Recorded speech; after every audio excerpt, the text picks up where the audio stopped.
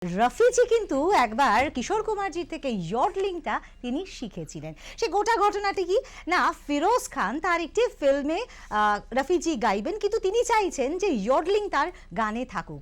তো সেক্ষেত্রে দাঁড়িয়ে কি করা হবে, রফিজি তো ইয়ডলিংটা জানেন এবং কিশোর কুমারজি হচ্ছেন গিয়ে ইয়ডলিংয়ের মাস্টার। তো সেক্ষেত্রে দাঁড়িয়ে ইফতেখার সাহাব ছিলেন, তিনি অভিনেতা, বিশিষ্ট অভিনেতা। তো তিনি রফিজিকে নিয়ে কিশোর কুমারজির বাড়িতে এলেন এবং সেখানে এসে রীতিমতো চুপচাপ বসে আছেন। কিশোর কুমারজি তাদের আপ্যায়ন করছেন, তো কেউ কিছু বলছেন না। তখন কিশোর কুমারজি বুঝে উঠতে পারছে না। কিশোর কুমারজি নিজেই ইফতেখার সাহাবকে বললেন যে কি ব্যাপার, কোনো অসুবিধে রয়েছে? তো সেই জায়গায় দাঁড়িয়ে ইফতেখার বলেন, ওই যে তুমি কি উল্টোপাল্টা আওয়াজ বার করো না। সেরকমভাবে ফিরোজ খান চাইছেন যে তার ফিল্মে একটি গান রফিজি ওই রকমভাবে গাক।